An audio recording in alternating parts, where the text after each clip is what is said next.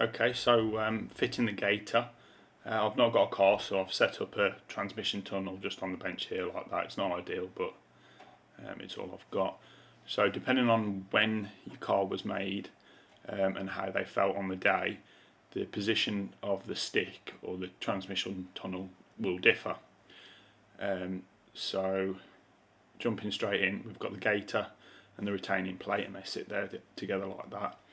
The retaining plate sits behind this flange, and that just holds it down, and it goes there like that. So first things first, we need to mark up for the retaining plate and get the right position. I'm marking it up with the stick as the centre rather than using the hole. So I've just got a scribe, and I'm going to scribe through the holes.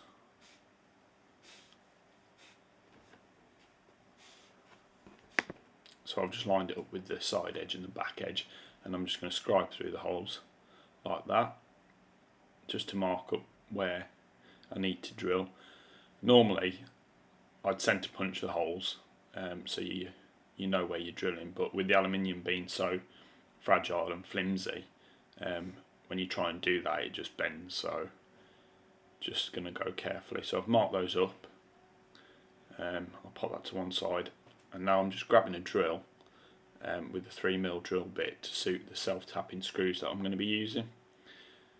So I'm just going to drill that really carefully. As I say, I've not centre punched it, so I'm just going to go slowly.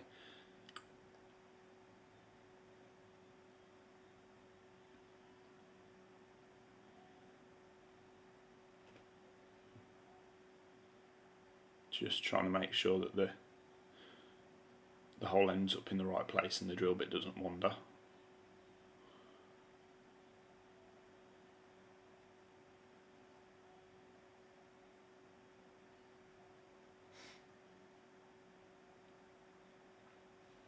Okay, so last one.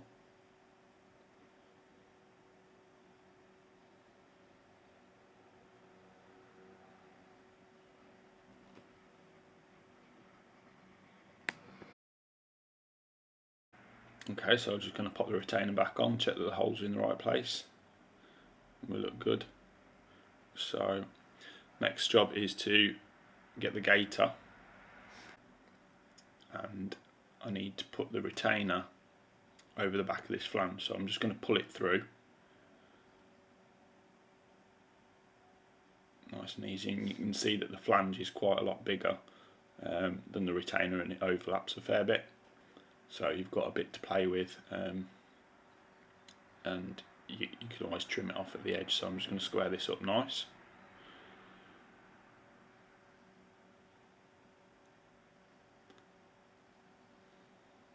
And then I can pull back the gaiter to get to the screw holes, or if you want to rivet.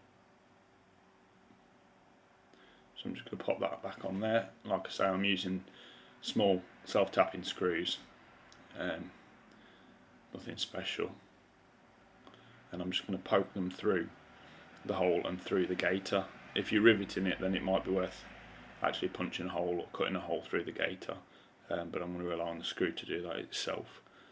And it's literally just a case of poking it in, finding the hole, screwing it down, and it's really straightforward. There's nothing to it. Obviously, when you come in to do it the last time and you've finished, make sure you put your stick on first, and you don't screw it down and then try and put your stick on, otherwise it just won't work.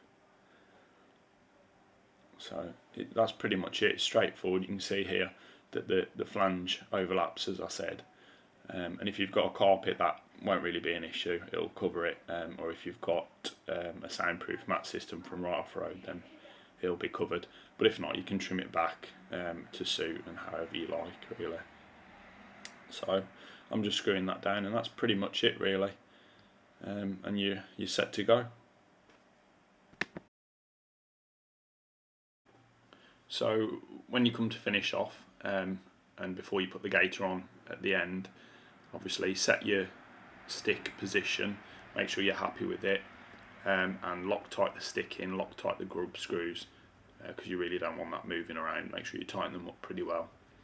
Make sure everything's been greased up, and then you can pop the gaiter on like this, screwing the last one in now, and that's pretty much it. It's pretty straightforward, I think, and once you've got it, you're ready to play, you really enjoy it.